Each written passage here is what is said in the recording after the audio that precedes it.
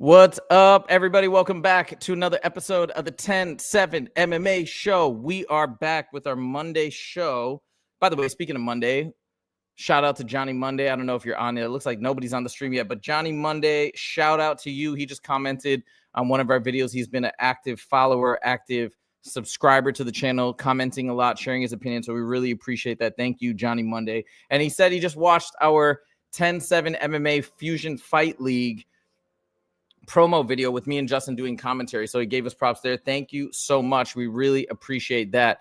Tehran says, what's up, boys? Hey, what's up? And Justin will be joining soon. He's just getting online. So I just thought I'd want to start the show, get as close to on time as possible. I think it was 1 minute late.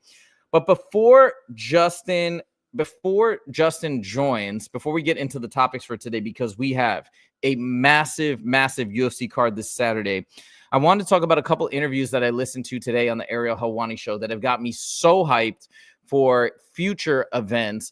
So as you guys know, we talked briefly yesterday about the Kayla Harrison fight, or not yesterday, I'm sorry, on Friday. We talked on Friday about Kayla Harrison's fight. Sorry, guys, there's the gardeners are in the back, so it might be a little loud here and there. But Kayla Harrison's got a fight coming up. Let me double check the dates on what is this, June 7th, and that's the same fight card as Sean O'Malley. And these are two fights that I want to talk about, specifically fighters that I want to talk about. Johnny Monday, I was just giving you a shout out. What's up? Thank you for that comment on our commentary. We're going to respond to that soon, but really appreciate it. We actually sent it to the promotion, and they're like, yes, let's go. Western says, lads, what's up, what's up? And Celine says, hi, guys. Okay, so let me just start by talking about some of these two interviews. They have got me so excited. I'm going to make a separate video on each of those fighters. But first, I got to say, and you guys tell me if you agree or disagree, Kayla Harrison is my favorite female fighter of all time. And listening to her interviews gets me even more and more excited. Again, I've talked about this over and over. When it comes to fighters, what makes them stand out from the crowd for me is when they can be sincere and they can be themselves and they can still talk trash and do all that. But it's just, it just comes across as being themselves and being honest about the facts of the situation. Habib is one of those guys. Habib was a guy that would talk trash without even trying, right? Just from being honest and being ultra confident. And Kayla's got that same type of energy. Another thing about Kayla is she's a phenomenal role model. She's already achieved tremendous things in the Olympics and in the sport of mixed martial arts as well. She's on a tear, just rising through the ranks. And the last thing that I got to say I respect so much about Kayla Harrison in particular is that she goes on Ariel Helwani's show. And go ahead, I can't hear you for a second. I gotta get my speakers. The thing about Ariel Helwani's, sorry, I think Justin couldn't hear me. The thing I think that's so cool that she goes on Ariel's show is that basically she is, all the fighters that work with Ali Abdelaziz, they have a banned policy. They're not supposed to go on to Ariel's show ever, okay? And Kayla Harrison is the one fighter in the stable of Ali's fighters that she goes on his show regardless. She gets on because she said, you know what? I do what I want to do. I want to go on Ariel's show. I have a relationship with him. I'm going to do it. And I don't think Ali even cares. And I don't know. I respect that so much. I don't know if it's a strict order, a hard order that you cannot, otherwise you will get in trouble or anything like that. Maybe it's just an under advisement and most people follow those guidelines and that advice. But I just got to say, I think it's so cool. And again, it speaks to her character of how tremendous she is as a person, as an individual. She's just so strong and secure in who she is. So anyways, I'm going to make a whole separate video about Kayla Harrison and in terms of like what I think about how I'm such a fan of her. Justin, can you hear me, by the way? Yeah, I can hear you now. Yep.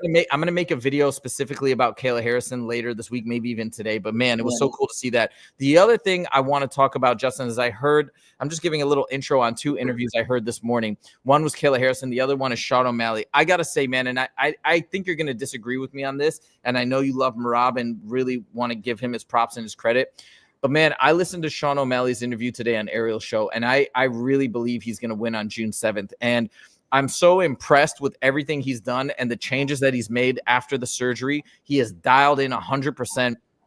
He's basically like stopped partying and going out. And I think that's especially commendable given how famous he is and the amount of people that he knows. And I mean, he could paint the town red if he wanted to, and yet he's chosen. So I think it's that much harder for a guy like him with his profile to stay low key. And so I think he's just so dialed in. He's training, he's healthy, he's grappling. And you know what he said today is that in today's practice, he did more grappling today than he did it during the entire preparation for the Merab fight leading up to the Merab fight. Anyway, so Justin, let me turn it over to you with those thoughts, those sentiments, just hearing what Sean O'Malley did. Does that change your mind in terms of this fight prediction, or do you feel like Merab's going to get it done?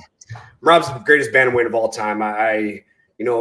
Time will tell, man. I mean, people talk the talk and walk the walk. I mean, a lot of people, that's the thing with fight camps. A lot of guys want to talk about the changes they make and, to see it prevail. But again, I don't hang out with Sean. You don't hang out with Sean. We don't know how. I mean, it's easy to say you're dialed in, and I'm sure he is making a lot of changes, but is he as diligent as he says he's being? I mean, if he isn't, is he going to say that, oh, maybe I'm not being as – I don't know, man. I like Sean a lot. I'm a fan of Sean. Man, it'd be – if he does come out here and look great and beat Merab, it'll be a great thing for him, and it'll show these young fighters that, hey, look, Sean stopped partying. Sean stopped Instagram. Sean stopped doing this. He came in. He beat the greatest bantamweight of all time because, let's face it, Merab is the greatest bantamweight of all time. He's beaten everybody. He's on an incredible win streak right now. No one's been – I mean, and you know what? His style is so – it's like Jordan Burroughs in USA Wrestling. Like, Jordan Burroughs isn't a tricky wrestler, all right? He lowers a stance, he feints, then he hits a double leg. Then he feints, and he hits a double leg. You know exactly what Jordan Burroughs is going to do. You know exactly what Merab is going to do, but he's so good at it. He's in such good shape. Nobody can stop. And maybe Sean O'Malley thinks he can. I saw an interview this morning where he said, my fight with Merab was embarrassing. Listen, you lost to the greatest bantamweight of all time. There's nothing embarrassing about that. Now Sean comes out there, puts a clinic on Merab. All right, now I'm back on the Sean O'Malley train, but I just don't see him beating Merab. Talking about the torn labrum in the hip, are you familiar with that injury, and what does that do to a fighter? I mean, any injury, especially a ligament injury, is gonna slow a fighter down, make you hesitant on certain movements. But with that being said, why are you fighting the best bantamweight in the fight in the world, probably ever, with that kind of injury? So that always makes me question: was the injury as serious as he says it was? Because again, you got someone like Conor McGregor fighting Mike Chandler, who's not even a top 5 guy, I don't think, anymore. And he backed out due to a toe injury. And now we're talking about a labrum injury going against the greatest bantamweight of all time. It's hard. I'm not saying he's lying. That's not what I'm saying. I don't want to get that. I don't want it to feel that way. But again, like Tim Welch is really smart. Sean O'Malley is really smart. Like, why go into a fight compromised when, again, you're going against someone with the tenacity of Merab and knowing that Merab's going to come in, wrestle heavy, put you on the fence, put you on your back. I mean, if it's true, if the labrum injury was as serious he says it is, it was an idiotic decision by him, by his coaching staff, and by his management to take that fight. He said in retrospect that maybe he shouldn't have taken the fight because he said he injured, not to belabor this point, and I know you get like, you're not the biggest fan of talking about injuries as excuses, but I just want to say, like, what he said was he injured his labrum 2 weeks before he got the offer for the fight. And he said in retrospect, I probably shouldn't have taken it, but he took it and it is what it is. So we shall see. And he said in his defense, he said, hey, it's just going to make the story that much sweeter when I get the win. Either way, I know I can see you're still feeling like maybe Merab's going to pull it off, but what an exciting fight. I cannot wait. And we will talk about this in later shows to come. But let's get into the topics for today because we got big fights this weekend. A tremendous card. Now, sadly, well, actually, it's going to be really fun. Justin and I are going to be commentating this weekend, but I just say sadly because it overlaps with the card. So my plan is we're going to do our commentating thing. Then I'm going to run back to the hotel, watch all the fights, and try and get a video or two out for you guys right after the fights, just on some reactions, especially dude, there's so many good fights on this card. The entire main event is amazing. So let's get into the mix with the top of the card, Volk versus Diego Lopes. Justin, let me turn it over to you first. What are your thoughts on this matchup and what do you see happening? Love the matchup. Love the opportunity for Diego Lopes. He looks like a savage right now. Diego Lopes is on the up and up. And, we talk about it, and I hate sounding like a broken record. I'm a huge Volk fan, man. He's just an incredible fighter. He had a great run. He's beaten some incredible guys, but getting back to that spot, man, what's his why? Diego Lopes has never been there. He's never been the champ. I feel that Diego Lopes is going to be more motivated than Volk. And if Diego Lopes is able to put Volkanovski in some compromising situations or positions, is he going to have the mental fortitude to be able to get out of them? I mean, time's going to tell, because I think Diego Lopes's why is a lot stronger than Volkanovski's why right now. Turan says, I'm riding with Volk. I agree with you. I've been listening to a lot of analysts far more intelligent than me in terms of fight predictions and breakdowns. But I feel the gist of what I've been hearing, and I'd love to get your thoughts on this, is, okay, I get that Diego Lopes might have a bigger why. Maybe there's more motivation there on his side. But if you just match the two up, and even if you look at Volk in his absolute prime in terms of age, he still might very well be in his prime, by the way. I think people are counting him out unfairly so just because of his last loss. But the better fighter all around is what most people conclude is Volk. More well-rounded and a better ground game for sure. So most people are leaning towards Volk for that reason. What do you think about that analysis? Yeah, I think Volk is I mean, look at what he did. He's beaten Max Holloway like 3 times, man. He's an incredible striker. He's an incredible grappler. But Diego Lopes, again, another incredible grappler. Like, don't overlook this guy's grappling. This guy is a savage on the ground. He's a savage on the feet. And unfortunately for Volkanovski, and I'm a huge Volkanovski fan, I like Volkanovski more than I like Diego Lopes. But if we're going to be honest with ourselves and with our viewers, Diego Lopes, man, he is just, I mean, he almost looked unstoppable right now, man. And Volkanovski would be the guy to stop him, but he has so much momentum. Volkanovski's coming over not 1, but 2 brutal knockout losses, man. That's freaking tough. I mean, his last 3 fights, he's fought Islam twice, losing both times. He gets knocked out the second time, goes up against Topuria, gets knocked out. Like, I mean, where's his brain at, man? Like, is he going to be nervous? Is he going to be hesitant on coming in? And, you look at guys like Justin Gaethje and, going into that last Justin Gaethje fight, being brutally knocked out by Holloway, my thought was, is he going to be the same fighter? And Justin Gaethje is the same fighter. He didn't pull back. He still was the same guy. Can Volkanovski do the same thing, though? Time's going to tell, man. These fights are hard to predict because, again, you got a guy that's been there and done that. And he did it. Volkanovski's been around for a long time. He's fought a who's who. He's fought champion after champion. He's fought Islam Makhachev twice, fought Max Holloway 3 times. Like, dude, the guy's resume is so impressive. But again, guys, going back to the human factor of this game, man, he's been knocked out brutal twice in a row. What that's going to do and what if Diego Lopes lands one of those big shots? Is that going to put him out? Because again, we talk about getting knocked out, like unscrewing a pop bottle. You had that first, and then it gets a little easier, and then a little easier, and a little easier. So, I know Volk is doing everything right to make sure his brain's ready, but sometimes you just can't.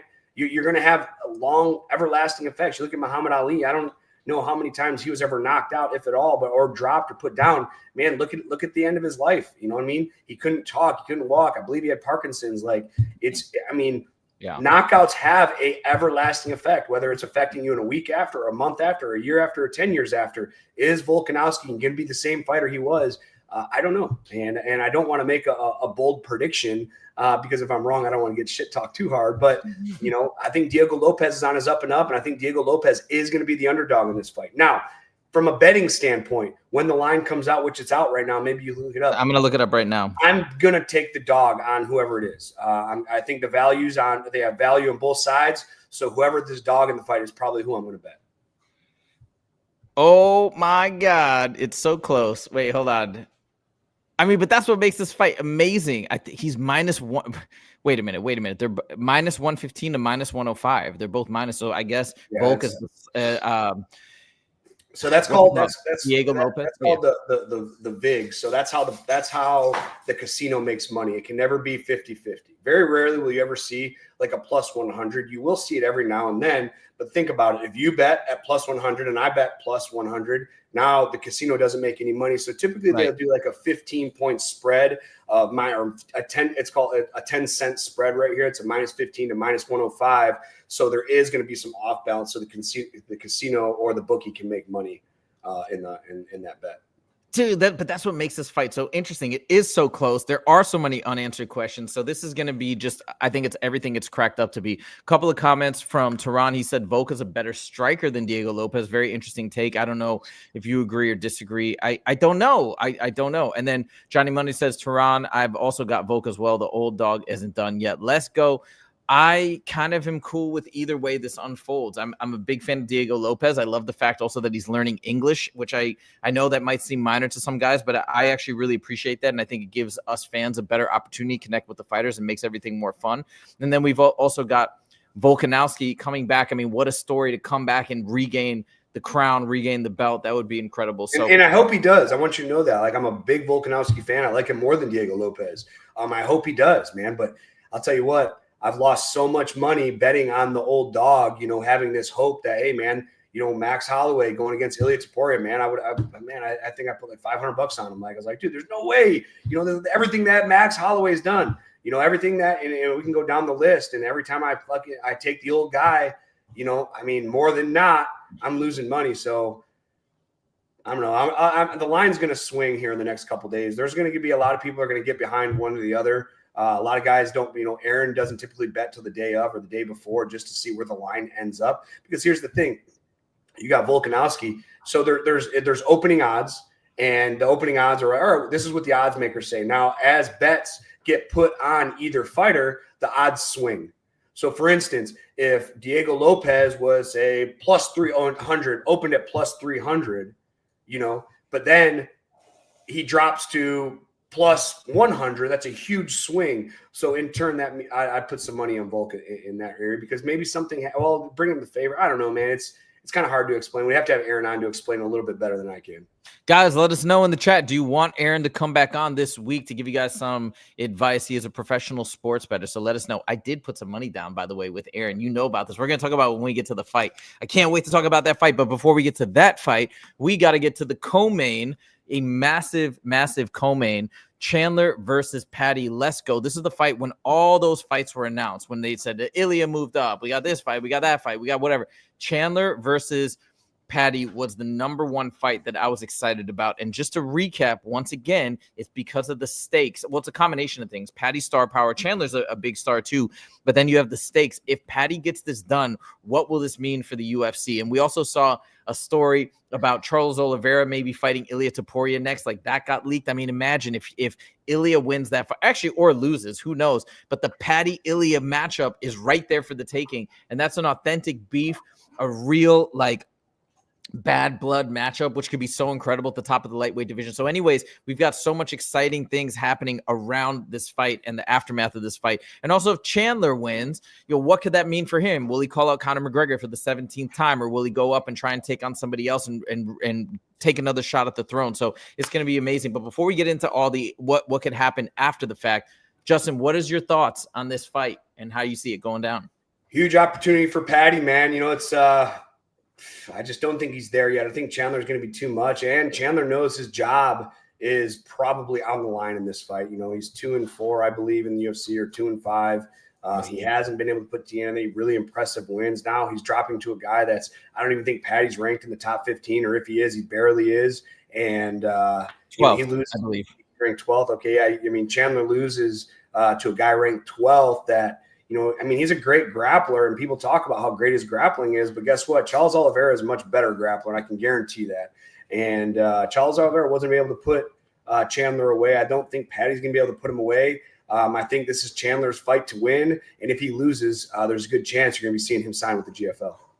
What are your thoughts in terms of a lot of people have been saying, yeah, you can shut the door, that's fine. A lot of people have been saying that Paddy's grappling is supremely underrated. And when the people have said the same thing, right? Like, hey, or even Chandler said that if Oliveira can't do it, how is Paddy going to do it? But a lot of folks have been coming out and saying, Paddy's grappling and jiu-jitsu is super underrated. He's totally fine being on his back because he's got a plethora of submissions that he can lock in really effectively. What are your thoughts on that?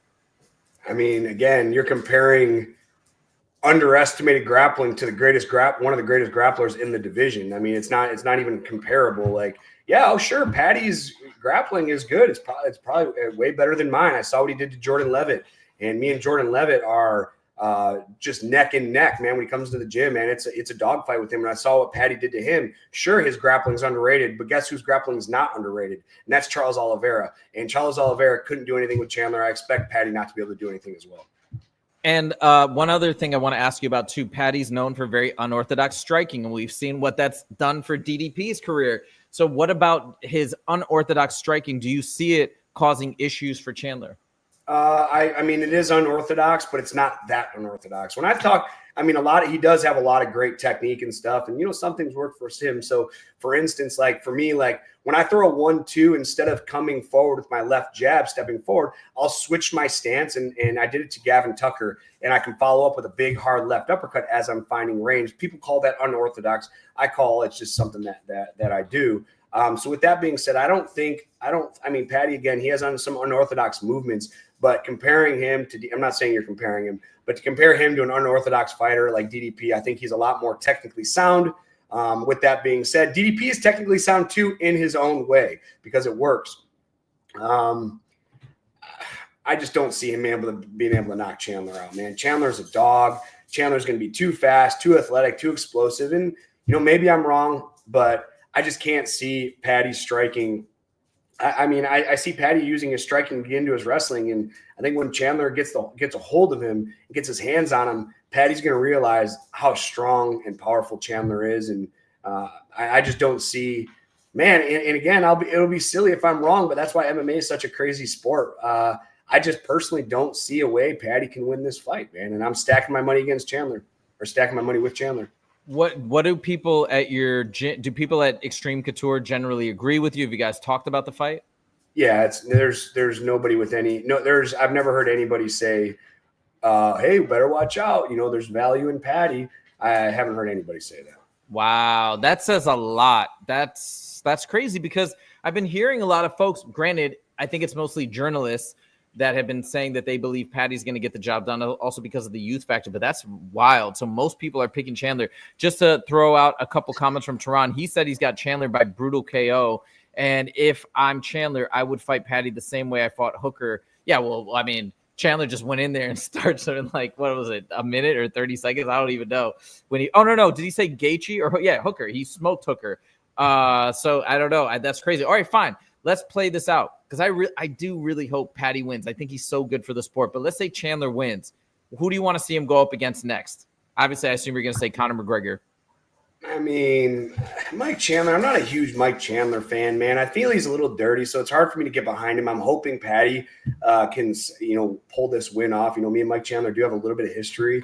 But with that being said, man, I think it'd be better for the UFC. It'd be better for the division to Paddy win because it'd be way better because Chandler, again, he has 2 wins. He beat Tony Ferguson. He beat Dan Hooker. I mean, those are his only 2 wins since he's been in the UFC. Now, take it for what it is. He's fought UFC champion after UFC champion after UFC champion.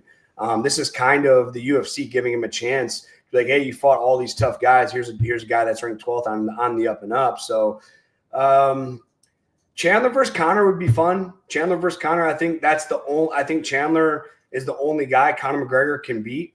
Because Chandler isn't going to try to take him down. He's going to fight him just like how Eddie Alvarez did. And if he stands at range, he's going to get knocked out. But again, I think Conor McGregor's done. I don't think he's going to BKFC. I don't think he's coming back to the UFC, even though he has 2 fights left. We've been saying for years. I said it 2 years ago when we first started the show. It's, this guy's done, man. He has every reason not to fight. There's no reason for him to fight. And he finds reasons not to fight, like a toe injury. The UFC has incredible doctors and, you could put, there's just ways to overcome these things. And I just don't think we ever see Conor McGregor back in the mix. So I was believing that as well. And we saw the video where he talks about he's running for president of Ireland. I actually have thought about it more, and I don't want to get on the Conor combo again because there's so many other interesting things to talk about today. But just real quick, tell me what your thoughts are on this. Conor is purportedly stepping away from fighting, at least for the time being, because of this potential presidential run. But what I think is going to happen is 2 things. Number one, I don't think he really understands what being a politician and a full-time politician entails. I think it's going to be like the one issue that I've ever heard Conor talk about is immigration. That's it. I don't think he has any understanding or knowledge or expertise in anything else that's going on politically or economically with Ireland or any country for that matter of fact. I think he can talk emphatically and rile people up, but I just don't think it's it's realistic for him to go in and actually think he's going to do a good job. Number one. Number two, I remember when he did that movie, he was like, man, it was such hard work. I wasn't expecting it. I thought fighters have it hard, but it was crazy. Those long days, it was too much. So I think he's biting off way more than he can chew, number one. Number two, I don't think he has actually a realistic chance of winning. I think the sentiment in Ireland is that people don't really want him as their leader and don't really like Conor overall, not as much as he's beloved more or less across the globe. So I think two things. Once reality sets in of what the job entails, number one, and also number two, once he realizes that he doesn't have a shot, I actually do think he will come back. I think he's going to figure this out in the next months. So I actually think we're going to see him return. Now, will he fight Michael Chandler? I don't know. But if Chandler gets the victory and calls out Conor, which I think he's going to, because he made a quote saying they're going to make fun of me, but I'm going to do it again. So I actually think this fight could happen. Anyways, let's see what happens. Oh, Tehran says, Colby versus Chandler at 170. I said this in my video that I made about Chandler. I think that's one of the people he may call out because Colby's talking about him, and I could see Chandler going in there and wanting to smash Colby. You think Chandler beats Colby? Tough say, man. Colby's kind of small for the division. Mike's big for his. I think that's a good matchup. In my opinion, it's two irrelevant fighters. I think Mike Chandler, unfortunately, is irrelevant in the UFC. When I talk about relevancy in the UFC, I'm talking about guys that can still win a title. Mike Chandler's never going to be a champion. Colby Covington fucking sucks. He's irrelevant, former champ. I like the matchup. I think Mike is going to beat him, especially with how Colby looked in his last fight. I think Colby sucks. And in the way he fights now is he's not, and I can say this because I feel this when I fought a couple times. He's not trying to win anymore. He's trying not to lose. He's not putting himself in compromise, or he's not risking anything to try to gain himself with the fear of finding himself in a compromising position. He just lost to Buckley, man. Buckley's really good, but he's definitely not a champion caliber fighter yet, man. And again, I think Colby just stayed back at range. We were able to watch it. You and I, it was after a Fusion League. We were parked in the gas station, if you remember, watching it on our phones, just watching Colby get his ass whooped. And unfortunately, I shouldn't say unfortunately, fortunately for the UFC and the UFC fans, I think anybody the UFC puts Colby against is a bad matchup for Colby. All right, so Louisa, we got to clip that. We got to make a short entitled "Colby Sucks" and let Justin go off on that rant. That'll be pretty funny. And then we also have from Westerns laughing. He says, "Love the Colby hate." Just a piece of shit, man. I've never. And here's the thing: that's how I feel. There's fighters out there that they come off as an asshole. They come off as a piece of shit. But you never. And then fighters like, actually, he's not that bad. Like he's doing a character, or he's this, or he's that. But nobody has – I've never heard one person, and I know a lot of them because I trained at Extreme Couture. Now, there has never been a single fighter that I've ever heard in the history of ever that said, Colby's a good guy. Nobody has ever said that, not even in passing. So if I don't know him, I can't – I don't have an opinion, a personal opinion. But when I have guys like John Jones who don't even fight in the same weight class talking about how much of a piece of shit he is, there's weight behind that. There's also, I know one guy who's talked positively about Colby. That's your boy, Brian Caraway. So he does like Colby. But yeah, look, that's this feeling that I get. And I try to be respectful to all fighters. But Colby is kind of the one exception where I think he stooped to some of the lowest lows. And for what? I don't even know why. And I just think his whole persona and who he is as a person is completely muddled and confused. I don't think he even knows who he is anymore. But the feeling that I get is, he just has no boundaries and doesn't really have any moral code. So I don't know. I respect the fact that he gets into the octagon and does what he does. Of course, I respect that because he's got way more balls than I do. But and I agree with Tehran said. John Jones should be the last person to call someone a piece of shit. But think about that. You're absolutely right. John Jones is the last person to call someone a piece of shit. But he's calling someone a piece of shit. So imagine the weight of how shitty this guy must be. That's like if you go to a prison and you got this guy that's murdered and killed people. He has that mentality. He goes, actually, that guy over there, that guy's way worse. He's a way bigger piece of shit. Like that would have more weight than me saying it because I'm not a piece of shit. So when you have a piece of shit like John Jones calling someone else a piece of shit, there's a lot of weight behind that to me. Oh, that's a very good point. Okay. All right, so let's keep going. Oh, wait, Johnny Western says, "Oh, Johnny Monday." Oh, wait, here, let's go back here. Johnny Monday says, "Western, I'm cracking up for some reason." And then look, Western's like talking about our show. He goes, "Hey, you have no idea how many hilarious moments you missed in almost the last 2 years. Let's go." Yeah, I think our show's pretty damn funny. Here's the thing, me and Jose can talk openly about this, and the best thing about me for being a fighter, and I know I've lost 6 out of my last 7 and this and that. If any of these guys have a problem with anything I'm saying, including, we talked about with Sean Strickland a couple weeks ago. Let's fight. Let's fucking fight. I'm not I'll take an ass whooping oh, cool. Is that going to make you feel better? I'm giving my opinion about something. If you're that childish that you're upset, hey, I'll fight you. I don't want Jose for fighting any of these guys, but I'll love to go in there and take an ass whooping. I was gonna say, yo, if anybody's got a problem with what I'm saying, yeah, you can fight too. Fight Justin, not Yeah, me. but yeah, exactly. Fight Yeah, Justin. exactly. Hey, I'm fine with it, bro. I'll put hands on anybody, man. I might not be as good as I once was, but I'm as good once as I ever was. And I'll tell you what, like I said, I told Josefa, like when Sean came at me, over Instagram and telling me not to talk to him in the gym and not to look at him. What I tell you, I was like, hey, if this motherfucker wants to fight, like I'll put the gloves on and we can go in the cage. We can handle this like men. And again, I'm not saying I'll beat Sean in a fight. Absolutely not. But he will respect me, and all these guys will too if they have a problem with what I'm saying.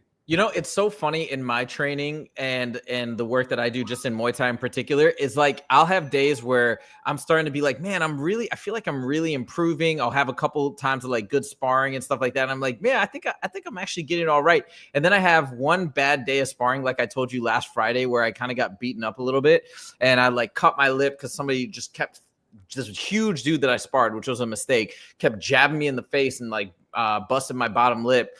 And every time he connected too, he just rocked my head and I felt horrible after. So I was like, yo, man, I don't know anymore. It's so funny how that confidence goes up and down. But yeah, it's a fragile thing, I suppose. But as of now, my confidence is very low in my fighting abilities after last Friday. But anyways, I digress.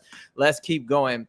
On to the people's main event. No, I don't know. What's the people's main event? Is it Chandler versus Paddy or is it Bryce Mitchell versus John Silva? I actually don't know. What are you more excited to see? I don't know, man. It's like this is one of the better cards. There's 3 fights in a row. Bang, bang, bang. We got the co-main, and the main event. I want to watch all these fights. I think the UFC's done an incredible job. Sean Shelby, Mick Maynard, they've done an incredible job putting these fights together because all these fights, excluding the Volkanovski fight, but the co-main and the co-main, these could be headline fights for fight night cards. Like they're that good at fights. They're that exciting. I don't know if the Bryce Mitchell, Gene Silva, I don't think Gene Silva has a big enough name to make a main event on a fight night. But if they threw Bryce Mitchell, Gene Silva in a fight night main event because of the drama unfolding, I support it. I think this is going to be a great fight. Bryce, I love his energy in the gym. I like him a lot. But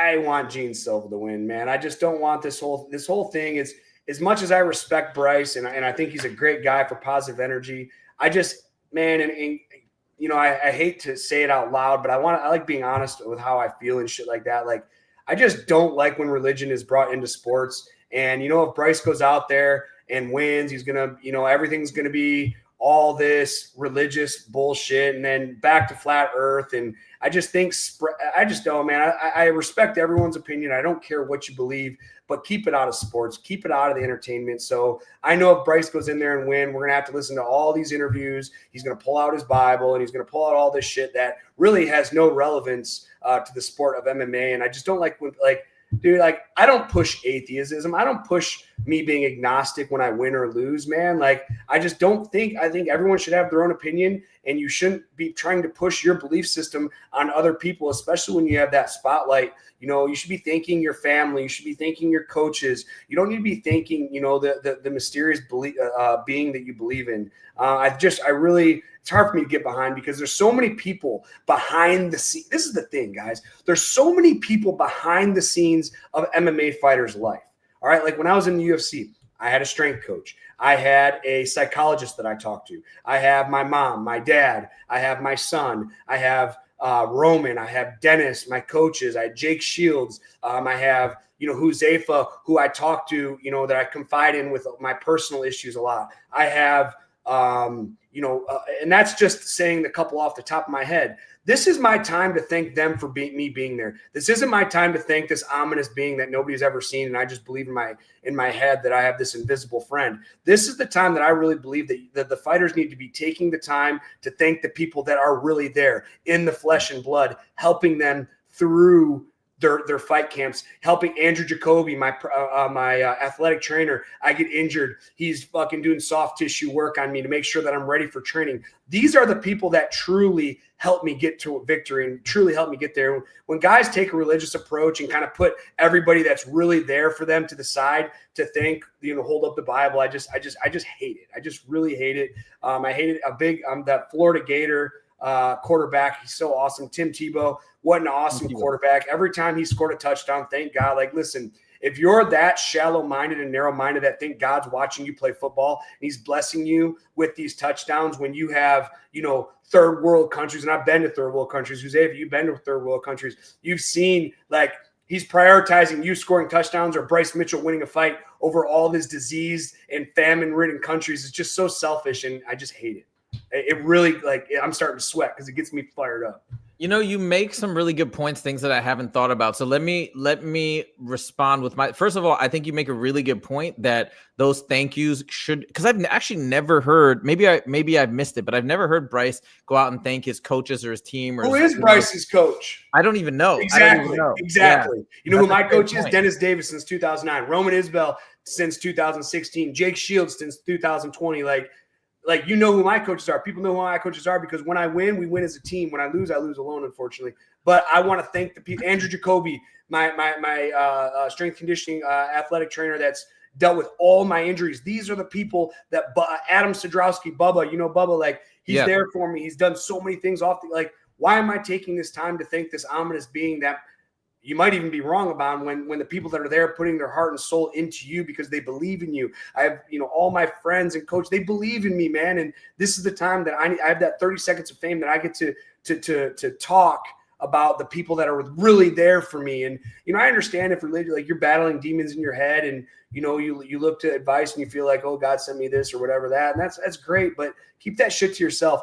Thank the people that are really there for you and people so they can have notice at least. So I'll also give my 2 cents on, I actually, you make really good points. However, what I'll say in support of Bryce, what I appreciate about what he does, even though maybe I don't agree with obviously everything he says, but what I appreciate is I feel like it's from the heart. There's no show. There's no putting up a front. He's speaking from the heart and being sincere. And as I mentioned time and again and again and again, what I love is just seeing the true authentic nature of the fighters.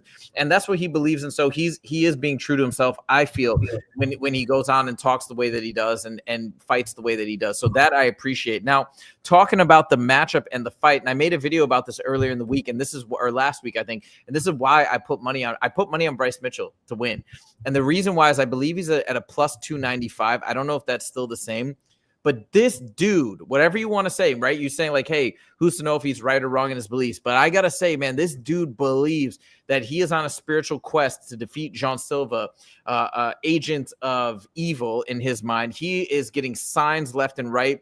The 412 is the same area code as his wife's, where she grew up in Pittsburgh. 412 is when his son was born. That's when, the date of this card. So he's seeing all these signs and he's believing in the bottom of his heart that these signs are an indication that he's going to win. Whether it's crazy or not, I think that with that belief, I'm feeling like he's going to find a way to pull out this victory and he's going to get the job done. Justin, what are your thoughts on that perspective? Do you think I'm totally off, or is there anything to what I'm saying?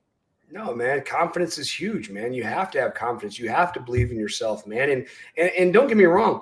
I have, and I know it sounds like I'm talking trash, and I'm not. I have a lot of respect for Bryce Mitchell, man. I really do.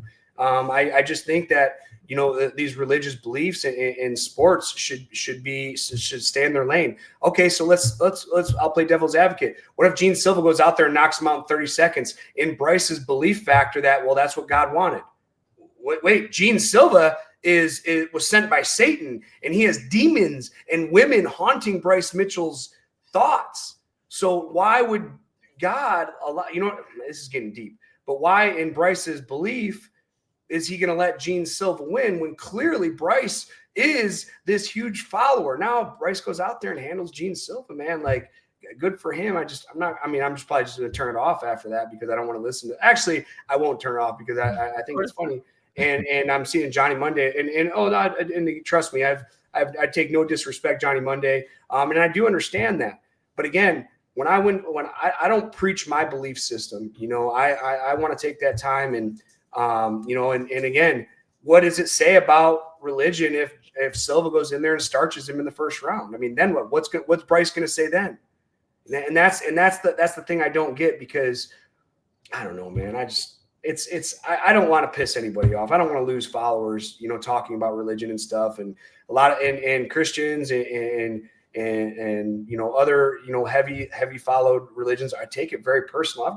I've come out on interviews and said, people ask like, what do you think of this? And I'm like, dude, I'm agnostic, man. I'm agnostic atheist. Like, and people send me hate messages. You God-loving people send me hate messages. There's God-loving people on this show that are going to unfollow this show because I express my opinion, and I know that. And it just that's not what religion is about, man. It's about love and this and that. I just don't think it should be talked about in sports. I think that's a fair perspective. And again, people need to remember too that your religious or spiritual beliefs are really, it's actually a scientific belief at the end of the day of what really happens. That's a scientific question as to, is our energy tied to our bodies, or does it continue to exist? Is it immortal? And are there other dimensions that it traverses to after the fact? These are all essentially actual scientific questions that we're trying to seek the answers to. So it's not like it's never fixed or stuck in the mud. These are all fluid things that could change with more knowledge, more experience, with more discoveries as well. So anyways, I don't think people should take it too personally what somebody believes today and take major offense to it, is my personal opinion. But yeah. Highlight Lane's comment, Gene credits his wife for his accomplishments. Like, exactly, dude. This is, you guys don't understand, having a wife or a girlfriend as a fighter, like they have to do, like, man, that's just one thing, in my relationship when I was in the UFC, I loved my girlfriend to death, but she had no idea. I've been single now for a little while, for almost 18 months, but she had no idea how to support me, not how to support me emotionally, not how to help me during training camp. Like her support was, come on, you can do it. Come on, you've done it 100 times. Like, and that's not her fault. She just didn't know. She'd never dated an athlete before. But I tell you what, after a hard sparring session, I get my ass whipped. It would have been nice to come home to a dinner being made or something like that. You know what I mean? And it's those little things. So when you have a wife, and I look at all these guys in the gym, there's guys in the gym that their wives go to every one of their training sessions and videotape, and they're there and giving them massages and making them food and supporting them. And, so when I see, fighters talk about all the support, you look at Conor McGregor's wife, man, come on, what a saint. You look at Dustin Poirier's wife, been with her since high school. What a fucking saint. The hard job to be on the other side of that. It's so hard, man. And that's it. You look at Lane, she's been with him since day one, over 10 years, man. The sacrifice she's had to put in.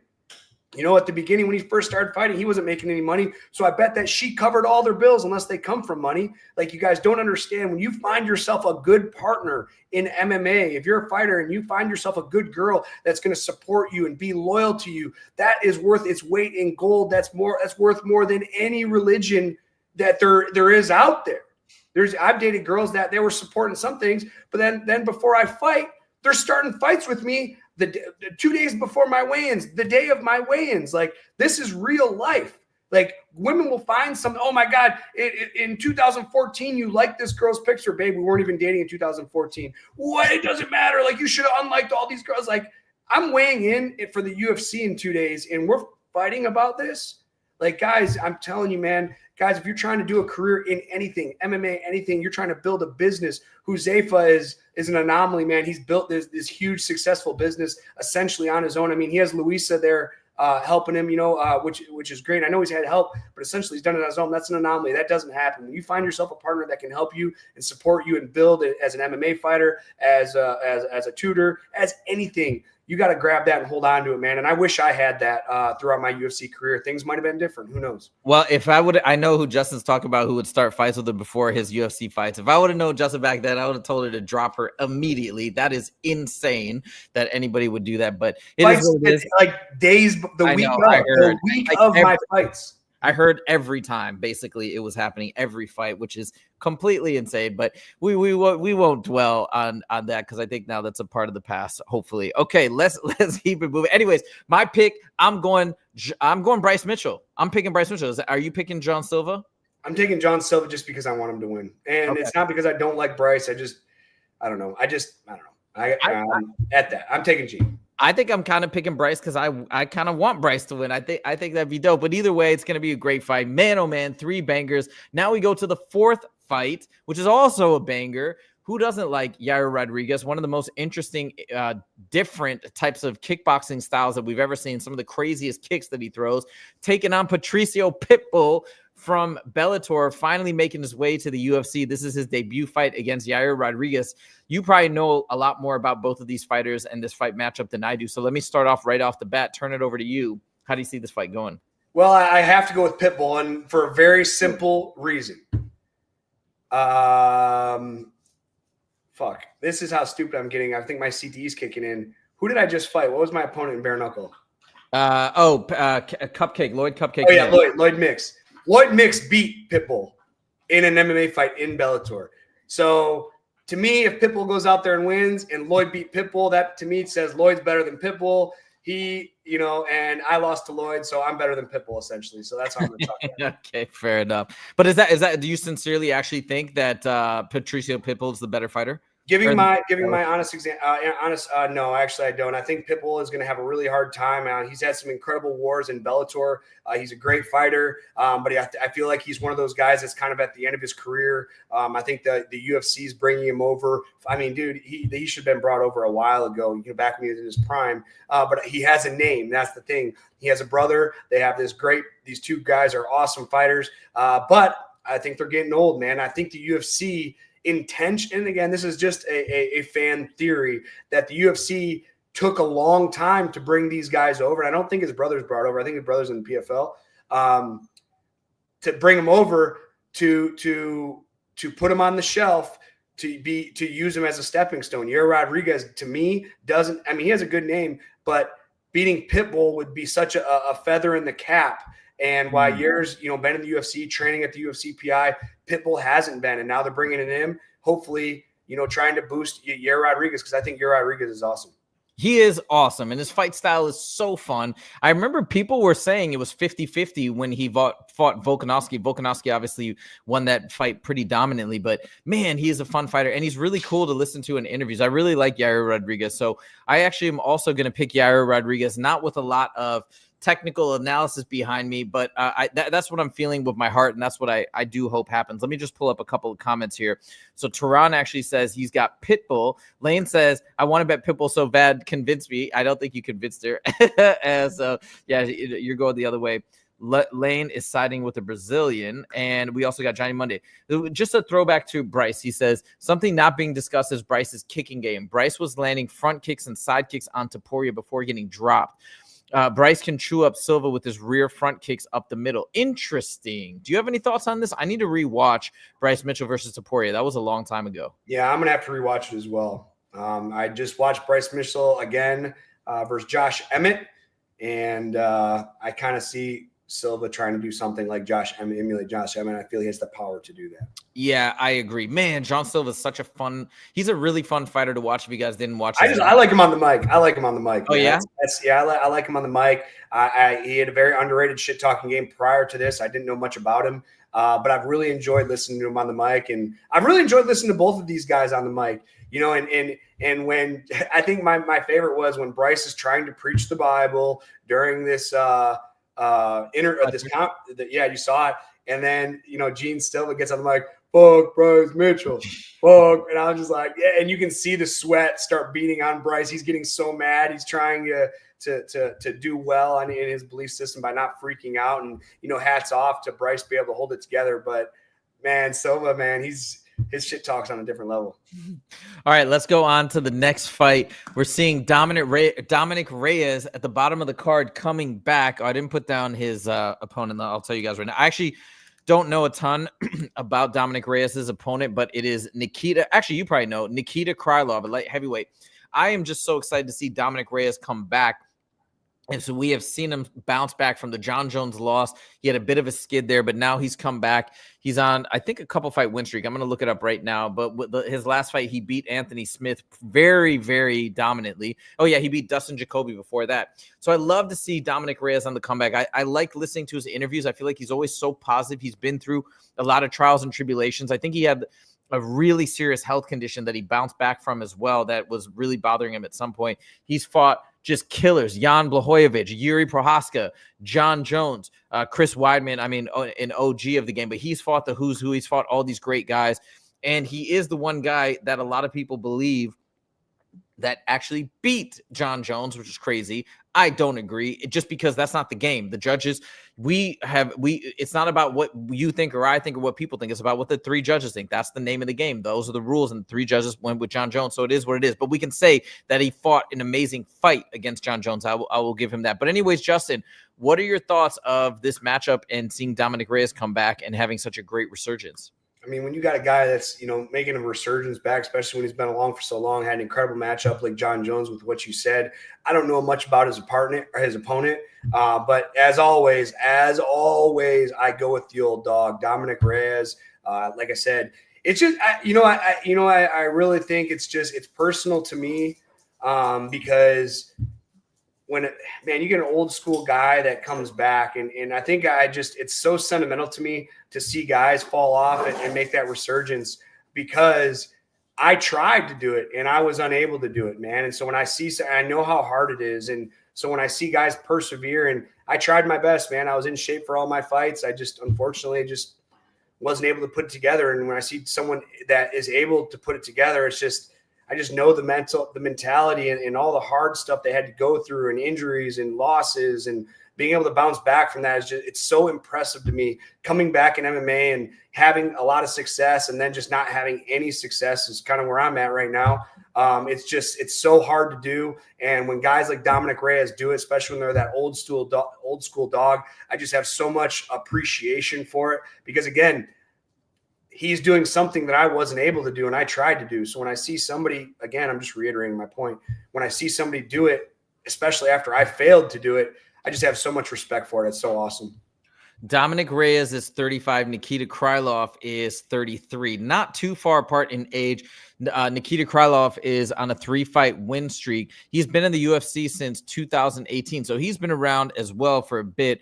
Dominick Reyes came to the UFC in 2017, so 1 year earlier. But either way, this is going to be a great matchup, and I get how you feel personally from that standpoint about Dominick Reyes. I just like Dominick Reyes in general. I like the way he speaks in interviews. I like his mindset.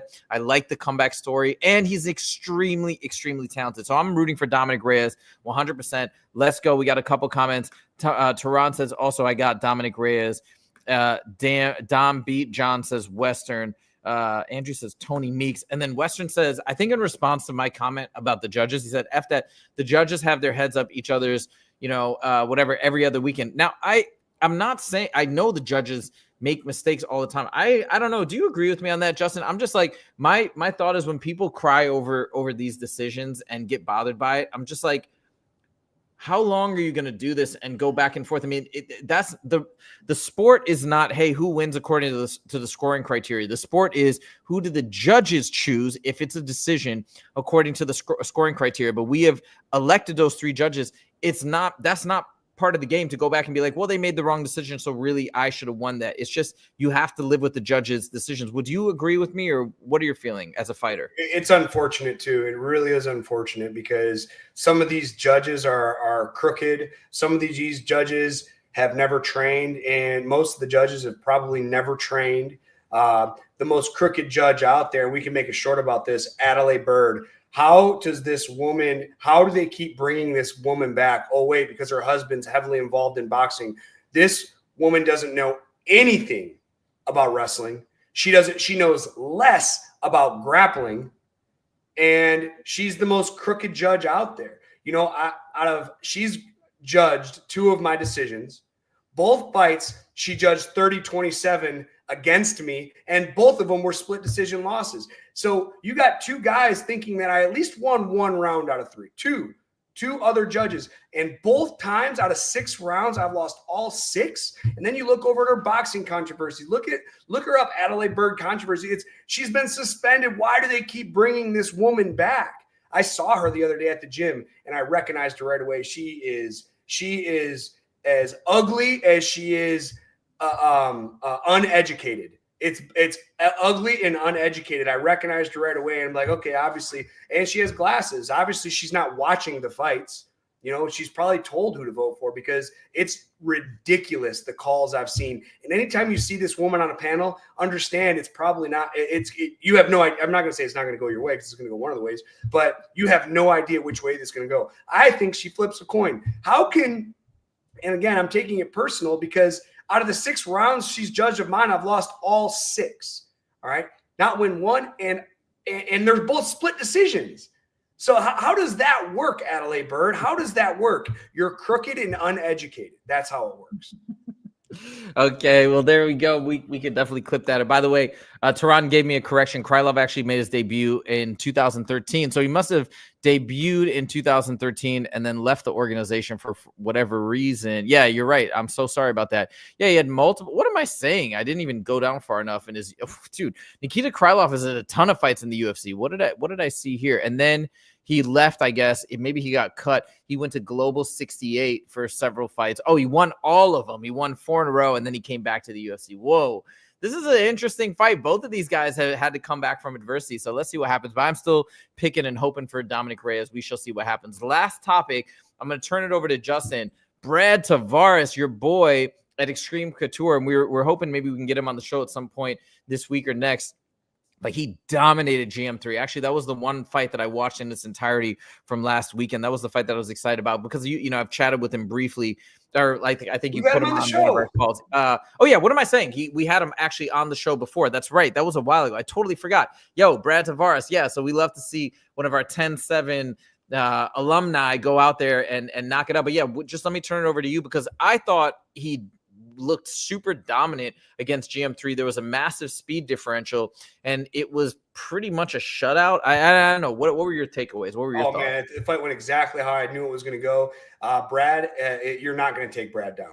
He is so athletic and strong. Brad, and that's the only chance he had of losing that fight is getting in a grappling match. And I put $1,000 on Brad at minus 170. Whoa. Oh yeah, I mean, there was no doubt in my mind that he was going to win. That was the easiest pick I've had in a long time.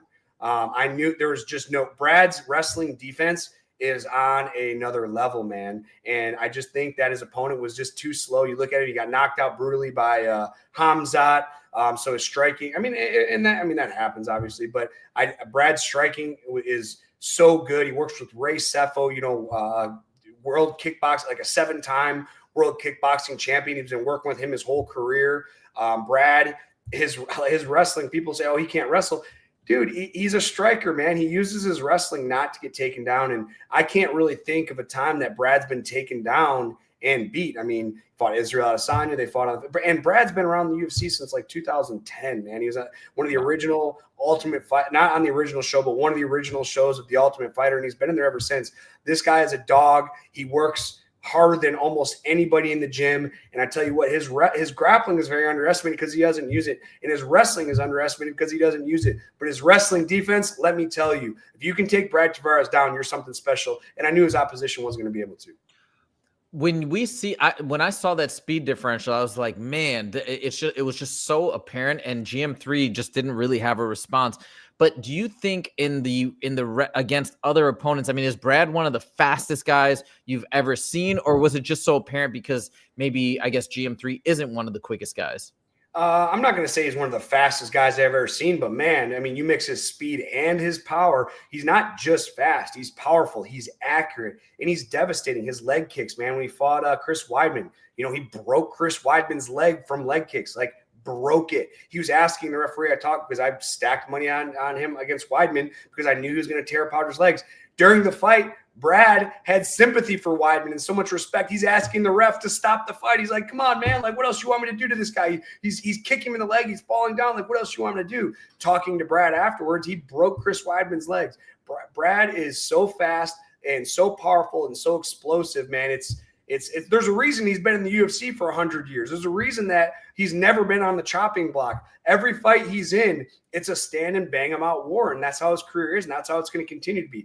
I respect Brad Tavares more than anybody I do in the UFC, man. And I wish that he would become the UFC champion. I don't know where his career is going, how many more fights he's fought. He's fought a bunch. He's been in there forever. And with his Hawaiian blood, man, he's as tough as they come. He's going to fight until he's in a wheelchair, man. And I know the UFC is never going to cut him because he shows up, he puts on shows, and the guy he's that guy when you have, a kid that's coming up in MMA. Look at Brad Tavares. Brad doesn't drink. He doesn't do drugs. He doesn't party. He likes to spearfish. That's how him and I got connected through spearfishing, man. He is just an incredible guy for young fighters to look up to. Well, that was a really fun fight to watch, and I'm curious to see where this puts them in the rankings on Tuesday after they update the rankings. So we shall see. But anyways, that is it, guys. That is it for today's show. Those are all of our topics. I hope you guys enjoyed it. Once again, we want to thank you guys so much for all your support. We are at 1,740 subs. Just refreshed it. And we are on a tear. I don't know what was going on for a little bit with the views, but now they're bouncing back. I don't know if you've noticed, Justin, but we've had a bunch of videos consecutively that are doing really, really well again. We've also got some great comments of people saying that they believe our show and our channel is going to continue to take off and grow and be one of the bigger channels or one of the biggest in the space of MMA YouTube. So we are just having a blast and so excited. Another thing I want to mention to you guys as well is we are commentating once again this weekend in Great Falls, Montana. So if any of you guys want to check out the broadcast, I know you're probably going to be watching UFC 314, obviously, but if you guys want to check it out in some of the prelims and just check out our commentary, we'll post the link on our channel so you guys can at least watch a portion of it and give us your feedback. We'd love to know. We're trying to get better and better each and every time, and we love commentating. Obviously, Justin's a master. I feel like I'm still cutting my teeth, but I'm having a blast doing it. So make sure to check that out. But again, thank you guys so much for the support. We really appreciate it. Make sure to click that like button if you haven't done so yet. All the likes and the engagement help tremendously with the stream, and we will see you guys in the next show on Friday. And lots of videos will be coming out in between. And we almost got the training videos queued up. Justin's going to be working on those this week. Once we get those queued up and we're going to start organizing them and laying them out, we're going to get that membership tier set up for you guys. So we can't wait for that. Lots of good stuff on its way. Once again, thank you guys so much for joining, and we'll see you in the next episode. Take it easy.